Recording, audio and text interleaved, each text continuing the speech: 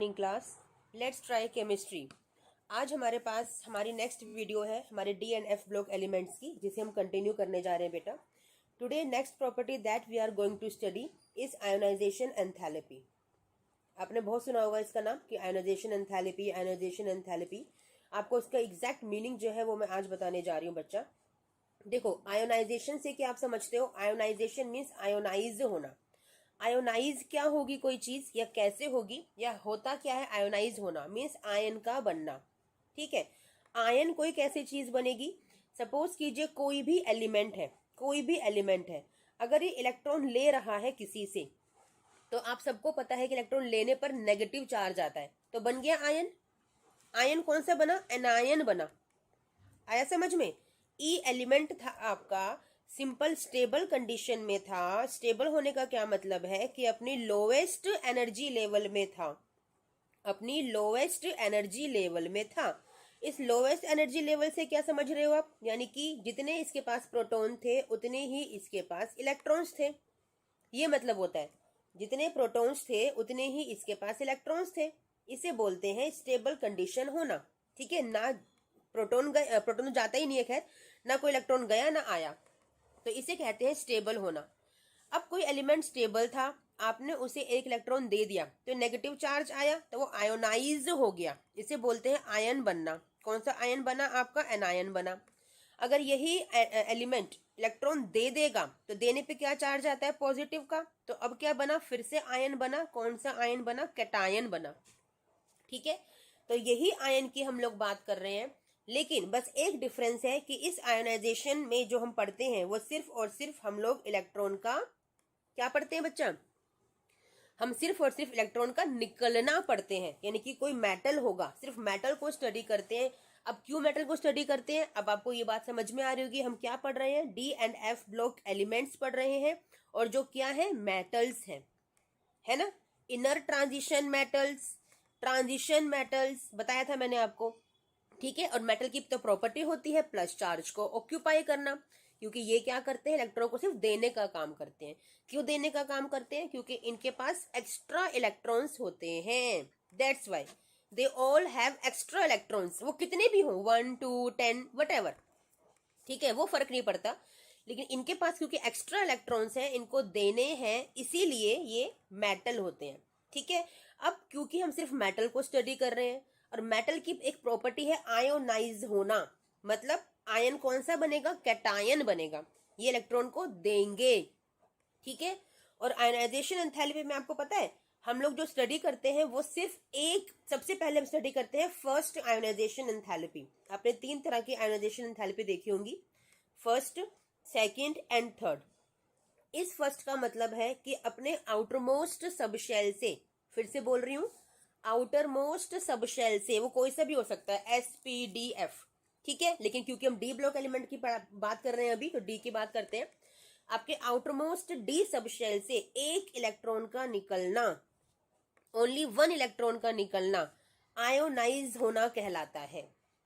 ठीक है, अब इस एंथैल्पी का मतलब क्या है? भी मैम सबने सब कुछ बता दिया आयोनाइजेशन के बारे में। एंथैल्पी क्या होती है? आपने थर्मोडायनेमिक्स में पढ़ा होगा क्लास 11th में।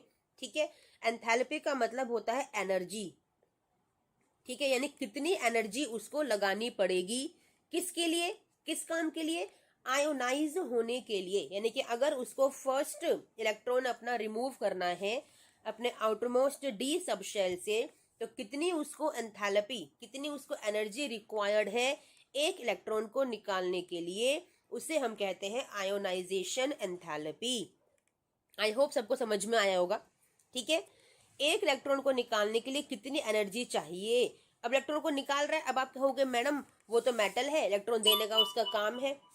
ठीक है, आप कहोगे मैम इलेक्ट्रॉन देने का उसका काम है। ओके बेटा, समझ में आ गया ना आपको आयोनाइजेशन एंथैल्पी क्या होती है? इसका मतलब कि एक इलेक्ट्रॉन को रिमूव करने के लिए, है ना, फर्स्ट आयोनाइजेशन एंथैल्पी क्या होती है कि एक इलेक्ट्रॉन को रिमूव करने के लिए जितनी एनर्जी हमें चाहिए उसे हम बोलते हैं अपनी फर्स्ट आयोनाइजेशन एंथैल्पी। सिमिलरली आपकी सेकंड आयोनाइजेशन एंथैल्पी क्या होती है कि आपको सेकंड इलेक्ट्रॉन रिमूव, यानी कि आपको फर्स्ट तो आपका निकल चुका, अब आपको एक इलेक्ट्रॉन और निकालना है, तो यानी कि सेकंड इलेक्ट्रॉन निकालने के लिए कितनी एनर्जी आपको चाहिए? वो आपकी होती है second ionization enthalpy. Similarly for the third one, ठीक है, यानी कि जब 2 इलेक्ट्रॉन निकल गए तो एक और इलेक्ट्रॉन आपको निकालना है, तो 3 इलेक्ट्रॉन निकल गए, ठीक है ना, यानी कि 3 इलेक्ट्रॉन को निकालने के लिए 2 तो निकल चुके थे, तो थर्ड इलेक्ट्रॉन को निकालने के लिए कितनी एनर्जी लगेगी, that is your ionisation enthalpy. Got my point? चलिए, वेरी गुड। ये आपने टर्म समझ ली कि हमारी आयोनाइजेशन एंथैल्पी क्या होती है, क्योंकि बच्चों को पता है यही कंफ्यूजन रहता है लाइफ टाइम। पूरी 11th क्लास निकल जाती है, पूरी 12th क्लास निकल जाती है, बोर्ड एग्जाम भी दे लेते हैं, ग्रेजुएशन पोस्ट ग्रेजुएशन भी कर रहे होते हैं, उनको टर्म्स ही क्लियर नहीं होती हैं। मैंने कोशिश की आपको समझाने की, नहीं आए तो मुझे कमेंट जरूर कीजिएगा, मैं फिर से एक नई वीडियो बना दूंगी आयोनाइजेशन एंथैल्पी पे, ठीक है। ये ऐसी कोई भी टर्म्स जो आपको समझ में नहीं आ रही है अपने अपनी स्टडीज से लेकर, अपनी सिलेबस से लेकर, या कुछ और भी आपको समझ में नहीं आ रहा, तो मुझसे जरूर कमेंट कीजिएगा, पूछिएगा कि मैम हमें ये समझा दो, हमें समझ नहीं आ रहा है, ठीक है। I will try my best. चलिए अब चलते हैं अपने ट्रेंड पे, ठीक है। आपके पास डी ब्लॉक एलिमेंट्स है, scandium, titanium, vanadium, chromium, manganese, iron, cobalt, निकल, कॉपर, जिंक, ठीक है। और आपको ये सीरीज भी लर्न करनी है बेटा। आप लोग सीरीज लर्न करने के लिए ट्रिक बना सकते हो कि मेरे कमेंट में इसको लिख लिख के आप लोग लर्न करो, मुझे पता भी चल जाएगा कि मेरे कौन कौन बच्चे हैं जो मेरा कहना मान रहे हैं और अपनी स्टडी पे गो थ्रू है, अपनी स्टडी को करने की कोशिश कर रहे हैं, ठीक है। चलिए, अब हमने कहा आयोनाइजेशन एंथैल्पी, यानी कि वो आयोनाइजेशन एंथैल्पी आपने नॉर्मली पढ़ा होगा एस और बी पी ब्लॉक एलिमेंट के अंदर, कि जो आयोनाइजेशन एंथैल्पी होती है वो आपकी इंक्रीज करती है अलोंग अ पीरियड। हम पीरियड में बात कर रहे हैं ना, हम तो पीरियड में जा रहे हैं यहाँ पे, तो अलोंग अ पीरियड ये आयोनाइजेशन एंथैल्पी इंक्रीज करती है, यानी कि यहाँ पे सबसे कम होगी और यहाँ पे बढ़ते बढ़ते ज्यादा हो जाएगी, है ना। यहाँ पे सबसे कम होगी और बढ़ते बढ़ते ज्यादा हो जाएगी, यही होता है इंक्रीजिंग ऑर्डर, है ना, छोटे से लेके बड़ा, ठीक है।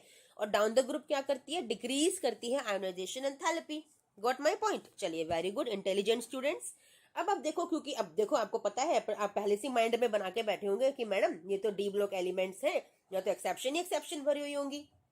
ऑब्वियसली होता है ऐसा, और किस वजह से होता है, इनके नंबर ऑफ अनपेयर्ड इलेक्ट्रॉन की वजह से। सारी कहानी जो है इन्हीं में छिपी हुई है, ठीक है ना। अब अनपेयर्ड इलेक्ट्रॉन होने की वजह से क्या होता है, रिपल्शन रिपल्शन होता है ना। आपके जो एटॉमिक साइज है वहां वेरिएशन आता है, आपके मेल्टिंग बॉइलिंग पॉइंट में वेरिएशन आता है, एंड सो ऑन, ठीक है। चलिए, अब देखो हमने कहा कि आयोनाइजेशन एंथैल्पी इंक्रीज करेगी अलोंग अ पीरियड, चलिए हमने मान लिया, नो डाउट, ठीक है। अब आपको पता है यहाँ पे D1 कॉन्फ़िगरेशन होता है, किसका, स्कैंडियम का। टाइटेनियम का क्या होता है, D2, है ना। फिर D3, D4 जिसे हम D5 करते हैं, है ना, स्टेबल बनाते हैं हाफ फिल्ड करके, ठीक है। यहाँ पे D5 होता है, ये है आपका D6, D7, ठीक है। फिर आपका D8, D9 और D10, ठीक है ना। D10 देखो आपको 0 अनपेयर्ड इलेक्ट्रॉन है, इसलिए तो हम उसकी बात ही नहीं करते, हम छेड़ते ही नहीं है उसको, जिंक को, क्योंकि वो नॉन ट्रांजिशन मेटल में आता है। आपको बताया था क्यों आता है, क्योंकि इसके पास पेयर्ड इलेक्ट्रॉन है। फिर भी क्यों रखा हुआ है डी ब्लॉक में, क्योंकि last electron d sub shell में आ रहा है, इसलिए इसको रखा हुआ है। This is the reason only कि why it is placed in d block elements, ठीक है। या फिर मेटल्स में क्यों रखा हुआ है, ट्रांजिशन मेटल्स में से क्यों रखा हुआ है, being a non transition, you know very well, ठीक है। चलिए, अब देखो आपको पता है कि only 1 electron is available to be paired up, ठीक है ना। आयोनाइज होने का मतलब क्या होता है कि एनर्जी को ज्यादा लगाना, कितनी एनर्जी चाहिए इलेक्ट्रॉन को निकालने के लिए। अब देखो ना, ये आपके पास डी सब शेल है, you have this D sub shell, आपके पास सिर्फ और सिर्फ एक इलेक्ट्रॉन है, ये रहा एक इलेक्ट्रॉन, और इससे पहले क्या होगा, 4s2 कंप्लीट फील्ड है ये आपका। तो अब देखो ना, अगर कोई नॉन मेटल आएगा बॉन्ड बनाने के लिए, इलेक्ट्रॉन को लेने के लिए आ रहा है, क्योंकि इसको नेगेटिवली चार्ज होना है, होना क्यों, क्योंकि इलेक्ट्रॉन लेना है, या तो शेयरिंग करेंगे या फिर ले लेंगे, ठीक है ना। तो देखो, आपको नहीं समझ में आ रहा, आपको कुछ पता नहीं चल रहा कि कितना इजी है इसको एक इलेक्ट्रॉन देना। क्यों इजी है भैया, क्योंकि स्टेबल हो जाएगा ना, फुल्ली फिल्ड कॉन्फ़िगरेशन हो जाएगा यहां तक। तो ये तो चाहता है ना कि एक इलेक्ट्रॉन दे दूं, जल्दी ले जाओ भाई मुझसे, ताकि मैं स्टेबल हो जाऊं, मैं अनस्टेबल हूं अभी तो, समझे। तो इसके लिए बहुत इजी है, इसीलिए यहाँ पे आयोनाइजेशन एंथैल्पी लो होती है, समझे। एनर्जी लगानी ही नहीं है भाई मुझे, ले लो इलेक्ट्रॉन मुझसे, ले जाओ बहुत जल्दी से, आराम से ले जाओ, तो एनर्जी लगानी ही नहीं है इसको। That's why ionization enthalpy is low. Enthalpy low मतलब एनर्जी लो, एनर्जी खर्च ही नहीं करनी ना, तो इसलिए लो आयोनाइजेशन एंथैल्पी है। ठीक है, फिर देखो आपके पास कितने इलेक्ट्रॉन्स है, अब आपको 2 इलेक्ट्रॉन्स है टाइटेनियम के पास, एक और बढ़ गया, ये भी इजी है इसको देना। ले जाओ भैया, मुझे दोनों इलेक्ट्रॉन ले जाओ, फटाफट ले जाओ, जल्दी लेके जाओ। ठीक है, लेकिन 2 इलेक्ट्रॉन है तो इससे ज्यादा है, स्कैंडियम से ज्यादा एनर्जी है, लगानी पड़ेगी इसको। इसीलिए एनर्जाइजेशन एंथैल्पी इस ट्रेंड में इंक्रीज कर रही है कि सबसे कम किसके पास है, आपके स्कैंडियम के पास 1 इलेक्ट्रॉन देना है खाली, टाइटेनियम को सिर्फ और सिर्फ 2 देने हैं तो थोड़ी ज्यादा एनर्जी लगानी पड़ेगी, वेनेडियम को 3 इलेक्ट्रॉन देने हैं और एनर्जी लगानी पड़ेगी। ठीक है, बात करते हैं क्रोमियम की। यहां तक तो कोई दिक्कत नहीं थी, किसी को भी दिक्कत नहीं थी। ठीक है, ना स्कैंडियम को दिक्कत थी, ना टाइटेनियम को दिक्कत थी। ठीक है, ना क्रोमियम को दिक्कत थी, सॉरी स्कैंडियम टाइटेनियम वेनेडियम को दिक्कत नहीं थी। बात करते हैं क्रोमियम की। अब हमने कहा क्रोमियम के पास क्या है, स्टेबल कॉन्फ़िगरेशन है बच्चा। कैसे है, क्योंकि इसके पास 5 इलेक्ट्रॉन्स है आउटरमोस्ट डी सबशेल में, 3D में, है ना, हाफ फिल्ड कॉन्फ़िगरेशन है इसके पास। तो भाई आप जरा सोचो कि कोई अपने इलेक्ट्रॉन क्यों देगा जब मैं हाफ फिल्ड हूं, मैं स्टेबल हूं। वो तो अनस्टेबल थे ना, वो तो अनस्टेबल थे इसलिए इलेक्ट्रॉन दे रहे थे, ये तो स्टेबल है भाई, मैं क्यों दूंगा, मैं तो नहीं दे रहा, समझ रहे हो, मैं तो नहीं दे रहा। तो बस यहाँ पे इसको ज्यादा एनर्जी लगानी पड़ती है, और ज्यादा एनर्जी लगानी पड़ती है सबसे ज्यादा इन तीनों के रिस्पेक्ट में। इंक्रीजिंग ऑर्डर तो अभी भी वही है, यहाँ डिक्रीज से इंक्रीज हो रही थी, यहाँ भी इंक्रीज ही हो रही है, लेकिन सबसे ज्यादा एनर्जी क्रोमियम को लगानी पड़ती है बच्चा, सबसे ज्यादा एनर्जी क्रोमियम को लगानी पड़ती है। समझे क्यों लगानी पड़ रही है ज्यादा एनर्जी, क्योंकि 5 इलेक्ट्रॉन है भैया, मैं क्यों दूंगा अपना आउटर मोस्ट इलेक्ट्रॉन, मैं तो नहीं दे रहा, क्योंकि मैं स्टेबल हूं, मैं हाफ फिल्ड कॉन्फ़िगरेशन लेके बैठा हूं, मैं तो नहीं दूंगा। आया समझ में क्यों हाईएस्ट एनर्जी है इसकी। चलो वेरी गुड, ठीक है, नहीं समझ में आया तो मुझे कमेंट कर देना, I will help you again. अब आ जाओ नेक्स्ट पे। नेक्स्ट कौन है आपका, नेक्स्ट है आपका मैंगनीज। अब इसकी क्या कहानी है भाई, मैंगनीज के पास D5 है, फिर से यही कॉन्फ़िगरेशन है भाई, मैं तो नहीं दे रहा, मैं दूंगा ही नहीं अपने इलेक्ट्रॉन। ठीक है, तो एक तरह से क्रोमियम और मैंगनीज की जो आयनाइजेशन एंथैल्पी है ना, वो इक्वल हो जाती है एक तरह से। ये नहीं कहोगे कि बिल्कुल ही इक्वल है, ऑलमोस्ट इक्वल हो जाती है। क्यों इक्वल हो जाती है ऑलमोस्ट, क्योंकि दोनों के पास D5 इलेक्ट्रॉन्स हैं, दैट्स वाई। इसीलिए, क्योंकि देखो ना हाफ फील्ड है, हाफ फील्ड है तो मैं क्यों दूंगा इलेक्ट्रॉन, मैं तो नहीं दे रहा ना इलेक्ट्रॉन, मैं तो स्टेबल हूं। Got my point. चलिए वेरी गुड। अब पहुंचो आयरन के पास। कितने इलेक्ट्रॉन है आयरन के पास, 6 है, तो 1 2 3 4 5 एंड 6। क्या हुआ भाई, एक इलेक्ट्रॉन तो एक्स्ट्रा आ गया इसके पास, ये तो एक्स्ट्रा है, जल्दी ले जाओ मुझसे, कोई भी जल्दी आके ले जाओ। तो एनर्जी लो हो गई ना इसकी। यहां तक मैग्नीज तक तो आपकी एनर्जी आयनाइजेशन एंथैल्पी इंक्रीज की, लेकिन यहाँ पे क्या हो गया भाई, एक इलेक्ट्रॉन तो एक्स्ट्रा आ गया मेरे पास, जल्दी ले जाओ मुझसे, क्योंकि मैं हाफ फील्ड में हो जाऊंगा और स्टेबल हो जाऊंगा।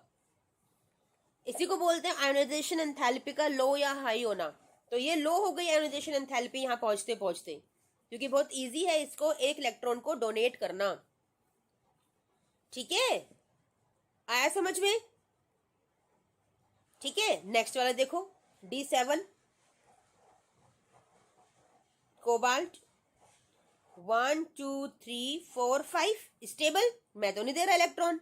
ठीक है, आयरन पे एक इलेक्ट्रॉन आया, ले जाओ भाई जल्दी से ले जाओ, ताकि मैं स्टेबल हो जाऊं। मेरे पास कितने हो जाएंगे एक देने के बाद, हाफ फील्ड हो जाएंगे, मैं तो हाफ फील्ड में स्टेबल हो जाऊंगा, तो इसलिए बहुत जल्दी रहती है इलेक्ट्रॉन को डोनेट करने की। बात करी कोबाल्ट की, एक और इलेक्ट्रॉन आ गया D7, ये भी खुश है देने में, भैया मुझसे जल्दी ले जाओ, क्यों नहीं लेके जा रहे हो इलेक्ट्रॉन। ठीक है, तो क्या ट्रेंड हुआ, यहां तक तो आपका कंटिन्यूअस इंक्रीज किया। क्रोमियम मैंगनीज में देखा आपने इक्वल पाया ऑलमोस्ट, आयरन में आके क्या देखा, डिक्रीज किया, और कॉपर में क्या हो जाएगा, फिर से इंक्रीज हो जाएगा। किसके रिस्पेक्ट में, आयरन के रिस्पेक्ट में।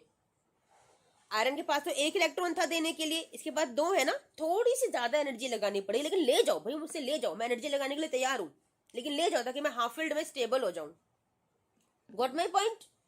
ठीक है, अब निकल देखो, निकल के पास कितने होंगे, 3, D8 है ना, 5 6 7 8, 3, ये भी दे सकता है, कोई परेशानी नहीं है इसको, कोई परेशानी नहीं है, कोई लेके जाएगा तो ठीक है ले जाओ, कोई बात नहीं, लेकिन थोड़ी सी दिक्कत होगी बेटा, क्योंकि 2 लेना ज्यादा आसान था ना, 3 देने से अच्छा। अब सोचो ना आपके पास 4 अगर कोई फेवरेट चीज है, सपोज 4 पेंसिल है ना, और 2 पेंसिल है, तो 4 पेंसिल को देना आसान है या फिर 5 कर लेना एक को लेकर आसान है? समझ रहे हो? 5 पेंसिल टोटल आपको करनी है, 4 ऑलरेडी है और सामने वाले को भी 5 करनी है और उसके पास 1 है, तो आप उससे 1 लोगे कि उसकी 5 करने के लिए 4 दोगे? उससे 1 लोगे ना, समझे? तो वही वाली बात है कि 3 देना बहुत मुश्किल हो जाएगा ना, तो इसलिए और ज्यादा एनर्जी लगेगी इसको। ट्रेंड वही है बच्चा, ट्रेंड वही इंक्रीज कर रहा है, बस फर्क कहाँ पे आया? आपके इन 3 में आया।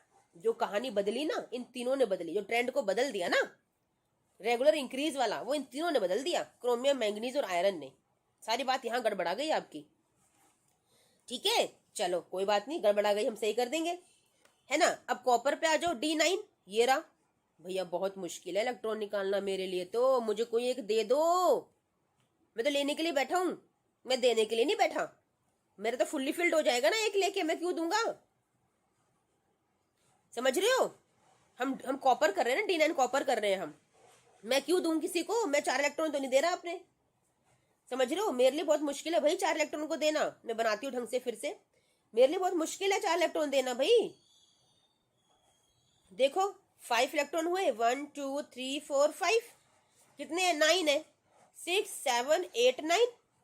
भाई मैं कैसे दे सकता हूँ अपने ये वाले इलेक्ट्रॉन? मैं कैसे दे सकता हूँ? जरा सोच के देखो ना, मैं 4 क्यों दूंगा? मैं तो 1 लूंगा ना, ताकि मेरा फुल्ली फिल्ड हो जाएगा। मैं 1 लूंगा ना, तो इतनी ज्यादा एनर्जी लगानी पड़ेगी भैया। नॉन मेटल अगर सामने आ गया इससे स्ट्रॉन्ग वाला, और 4 लिगेंड अगर आके लग जाए, क्योंकि ट्रांजिशन मेटल्स लिगेंड अटैच करते हैं, ये कॉम्प्लेक्सेस बनाते हैं, बहुत बड़े बड़े कायरल कॉम्पाउंड्स बनाते हैं, समझेंगे हम लोग, ठीक है, आगे चैप्टर में आपका ट्रांजिशन एलिमेंट वाले में। तो 4 इलेक्ट्रॉन देना भैया बहुत मुश्किल है मेरे लिए, मुझे कोई एक लाके दे दो। तो इसीलिए इसकी हाईएस्ट एनर्जी हो गई। कौन सी एनर्जी? एंथैल्पी वाली, यानी कि आयनाइजेशन एंथैल्पी। और D10 की तो बात ही अलग है, तो किसी फील्ड में ही नहीं आ रहा भैया। मेरे पास 10 इलेक्ट्रॉन, मेरे तो बात ही छोड़ दो। जब D5 देने को तैयार नहीं है, D5 देने को तैयार नहीं है, D9 भी देने को तैयार नहीं हो रहा, तो D10 तो भैया बात ही नहीं है, खत्म बात हो गई यहाँ पे, तो है ना। इसकी तो हाईएस्ट से हाईएस्ट हो गई, बिल्कुल एक्सट्रीम कंडीशंस वाली बात पहुंच गई। मैं तो कैसे भी करके आपको इलेक्ट्रॉन दे ही नहीं सकता। हाँ शेयरिंग कर लो मुझसे, कोई दिक्कत नहीं है। जिंक क्लोराइड बनता है ना, आपके जिंक हाइड्रोक्साइड बनता है, कंपाउंड तो बनते हैं, रिएक्टिव है भाई, रिएक्टिव तो है ना, कंपाउंड तो बनते हैं, लेकिन शेयरिंग करके बनते हैं, डोनेशन नहीं करना मुझे, वो मेरे बस की बात नहीं है, ठीक है। आई होप आपको ये टॉपिक समझ में आया होगा, आपको आयनाइजेशन एंथैल्पी का, ठीक है, यानी कि इलेक्ट्रॉन को लूज करने की टेंडेंसी। ऐसे ही आप फर्स्ट आपने देखा, फर्स्ट आयनाइजेशन एंथैल्पी को आपने देख लिया, ऐसे ही आप देखते हो सेकंड आयनाइजेशन एंथैल्पी, ठीक है। जैसे कि आपको फर्स्ट इलेक्ट्रॉन आपने निकाला, सेकंड इलेक्ट्रॉन निकालने के लिए अब क्या करना है आपको, ठीक है। तो ये आप लोग अपने आप से कर सकते हो, क्योंकि मेन जो टॉपिक इंपॉर्टेंट है आपका इस चैप्टर के लिए, वो फर्स्ट आयनाइजेशन एंथैल्पी का ही कंसेप्ट आता है, ठीक है। लेकिन एक बात मैं आपको बता दूं कि जो फर्स्ट आयनाइजेशन एंथैल्पी के लिए जितनी एनर्जी चाहिए होती है, ठीक है, उससे ज्यादा एनर्जी चाहिए होती है आपको सेकंड आयनाइजेशन एंथैल्पी के लिए, यानी सेकंड इलेक्ट्रॉन को निकालने के लिए, और उससे ज्यादा एनर्जी चाहिए होती है आपको थर्ड इलेक्ट्रॉन को निकालने के लिए। इतना समझ जाओ, ये ट्रेंड है आपका। फर्स्ट इलेक्ट्रॉन निकालना फिर भी आसान है, लेकिन सेकंड के लिए बहुत मुश्किल है निकालना, और थर्ड वाले इलेक्ट्रॉन निकालना और मुश्किल होता है, ठीक है। वही वाली बात है, मेरे पास 5 पेंसिल है, ठीक है, सामने वाले को हर किसी को एक एक पेंसिल चाहिए, तो मेरे तो 3 चली गई ना, बची 2 मेरे पास, तो बहुत मुश्किल है ना बेटा। शेयरिंग कर सकते हैं, हाँ आप लेके वापस कर दो, लेकिन परमानेंट थोड़ी दे सकता हूं मैं आपको। वही वाली बात है, आपके परमानेंटली नहीं दे सकते हम शेयरिंग कर सकते हैं आपसे, ठीक है। तो बस ये ट्रेंड आपको पता होना चाहिए। बाकी इलेक्ट्रॉन निकालना आपको पता है कि जैसे फर्स्ट निकाला वैसे ही सेकंड निकालोगे, और वैसे ही आप थर्ड निकालोगे। Got my point? चलिए इस टॉपिक को यहाँ कंक्लूड करते हैं, नेक्स्ट क्लास में मिलते हैं फिर से नेक्स्ट टॉपिक के साथ। ओके, थैंक यू, बाय बच्चा।